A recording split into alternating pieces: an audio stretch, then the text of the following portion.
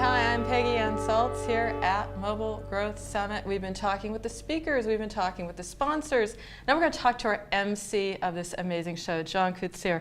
You are futurist, journalist, analyst, dreamer, I love that part, MC of our show, but very much in tune with what's been going on. You've been able to see all the panels and sessions, that's for sure, because you were hosting them.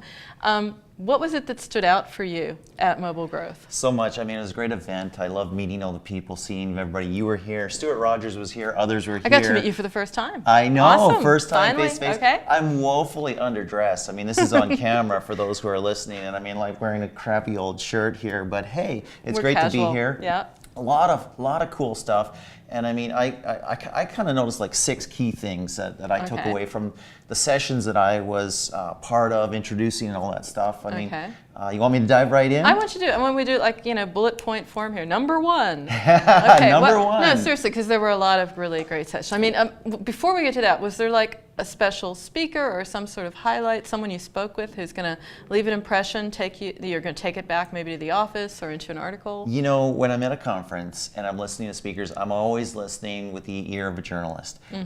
Is there something here? Is there a cool thing to talk about? Yeah. Is there a story here?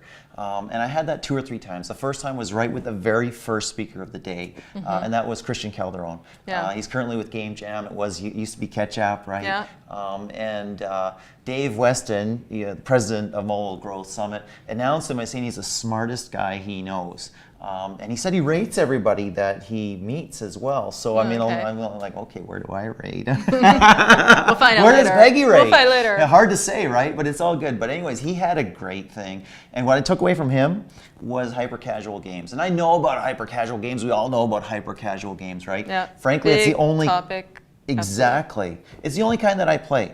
Because, I'm sorry, I know I'm in mobile, maybe I'm supposed to be a big, battle guy, strategy guy or something like that.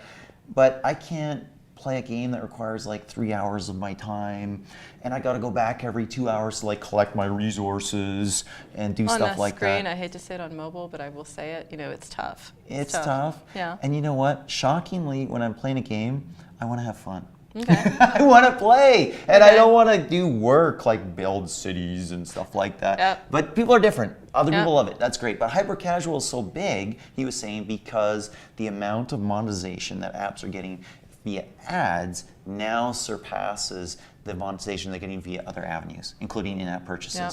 So that's a big deal for hyper-casual, and one of the key reasons why it grew so quickly. Because it can be monetized. Absolutely works. Absolutely. Okay. Number 2. Number 2, we're always talking about it. It's always a topic. We had a great presentation by somebody from Liftoff on mobile ad fraud. Oh yeah, big topic. Exactly, big topic. So there's a lot of things to learn there. There's a lot of things that obviously mobile publishers, advertisers need to know when they're growing, they're doing user acquisition. Just one thing that I took from the talk on that was verified impressions. And so that's a kind of a neat thing that Liftoff is doing is, hey, we're actually not just sending a post back for a click or an install, but also for an impression. It's kind of a verified impression. We know that it happened, and if we get too many of them for too few clicks, or too many of them for too few installs, we know something weird's going on. So I thought that was pretty cool, tracing and tracking all the way through from an impression to a click to an install and making sure those numbers aren't too skewed. I know from doing some of the research that if you have your absolute top quality ad networks, media sources, like a Facebook or a Google, you're looking at somewhere 7, 10, maybe 15 impressions per click that you're getting right there. But I've seen in many cases, clicks per install is what I was trying to say there. But in some cases, via some ad networks, I've seen 20,000. Whoa. And in that case that there is some click spamming going on. Exactly. Right? And so knowing not just how many clicks, how many installs, but how many impressions you're giving, you're sending out, I think that's super useful. I had no idea. I mean, I knew that if it's too many, there's something going on, but I hadn't known that you could actually bring that into the equation. So that's a smart one. Yes. Very good. Yes. May end up somewhere in some article. You write, Could John, be, you could prolifical be. person. But what about number 3? Number 3, we had a session on effective ad partners. In fact, we had a couple sessions on that. Oh yeah. One of them was outside of Facebook. One of them was inside Facebook and Google and other things like that. And it was Rachel Alter from Appreciate who was running that session, I believe. And so a couple things that I took away from that, and some things that I've seen previously as well, when you're running campaigns on Facebook, often get pretty quick ROI.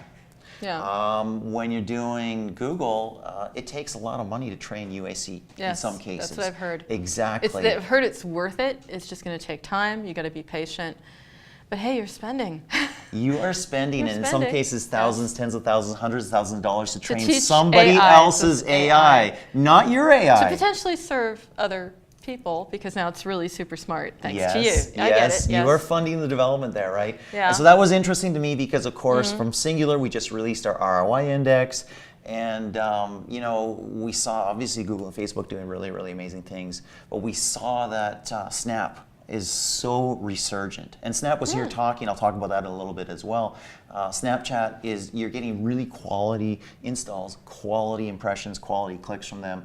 Twitter, super interesting, doing really, really well, rising in the rankings there. Of course, Apple search ads, really high quality. The question from them is, would you have got those installs anyways, right? Did you see that ad before the organic, and did somebody click on the ad because they were going to click on the organic anyways? We're not going to go anyways? down the road of measuring incremental. It's not, we don't have an hour for that one, John. Don't but we? No, Come on. I agree. I agree. So Awesome. Snap resurgent, and we'll get to that a little bit later. Okay, Yes. number 4. Number 4, creative optimization.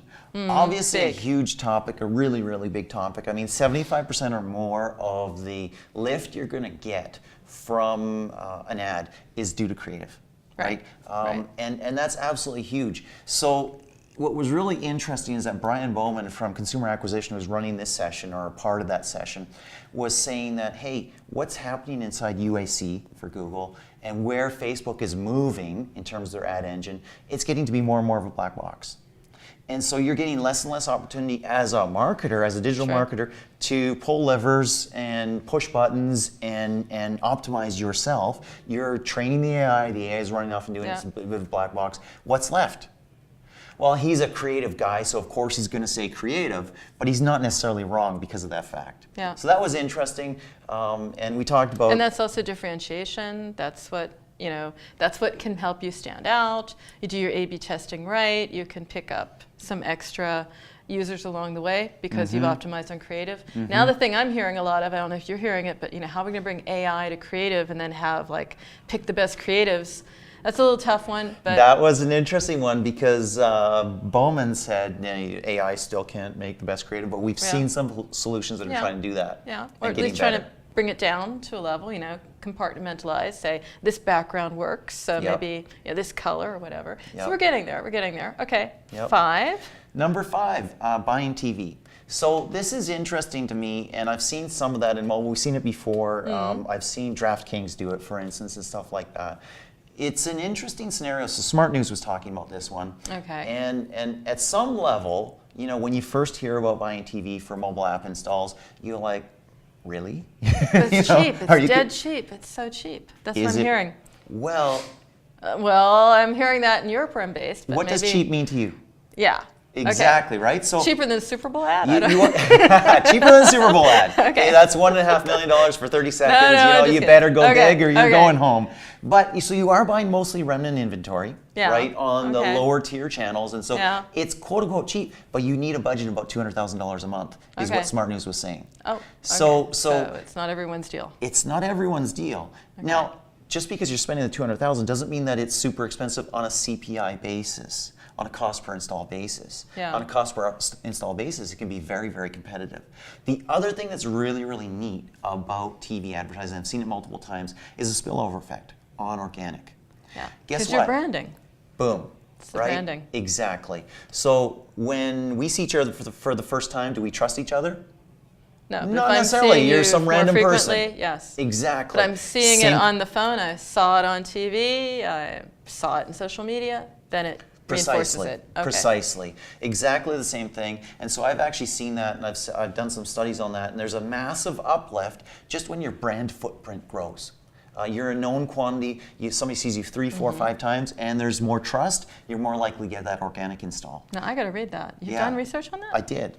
It's a couple years old. I'm not sure if I think it's still relevant. No, absolutely, because now apps are talking about being brands, which they didn't do before. Yes. So we were at 5. 5. We're going to 6. We're on our last one, 6. That's awesome. it. 6 takeaways. You only get 6. Okay. Yeah, I can do, no, I can't do 7, not today.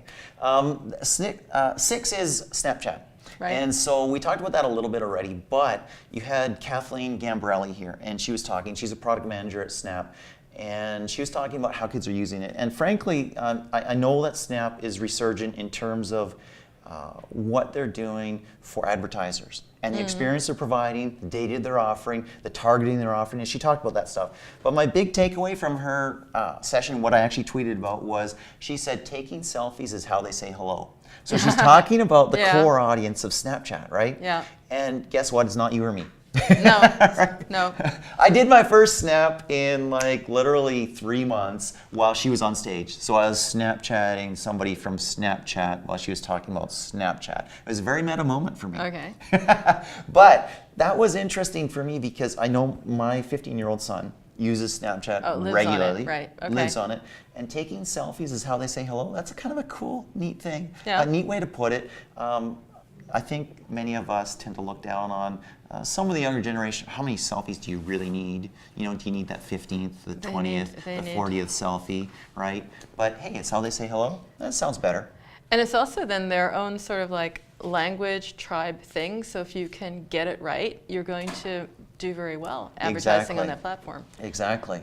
I mean, so the if you're a thing brand, you better take some selfies. Yeah, well, you have to learn how to work on that platform. I mean, it's interesting because they were at another mobile growth summit before. Yes. And everyone came up saying, yeah, I'm absolutely sold. How do I really nail this? So the interesting thing about Snap, of course, is that, you know, app marketers are understanding it, they're into it, but I think they want to understand more about the format, how to do the advertising. It might be a learning curve in a way. Did you hear anything that you're going to take back with you personally back to your office or something? I mean, obviously you're not a growth marketer. It's the one thing you aren't, Sean.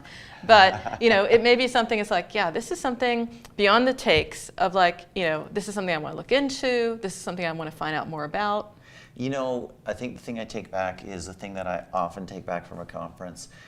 You come for the content, it's great. You come for different perspectives, new ideas, that's great, excellent. You meet people, you get inspired, you get passionate. I think if you're alone in your office or you're alone in your company for too long, you kind of get stale, and you got to get out there. You got to see what's happening. You got to talk to people. You got to have, you know, meet somebody new. And I think we did a lot of that here. Yep. And I really enjoyed it. I enjoyed it too, so I would love to have you back. We'll be talking to the powers that be at Mobile Growth Summit. So, you know, you got your choice. If you could, MC, I want you back. Anyway, what would it be? I would take Singapore or Bangkok or Hanoi. Why not? Somewhere new. Absolutely. That's where we are. We're in places where you wouldn't expect us. That's a growing organization. Great to have you on Mobile Growth today, John. Thank you. And great to see you, I hope, more often in the future. Thank you. I really look forward to it. And thank you for tuning in.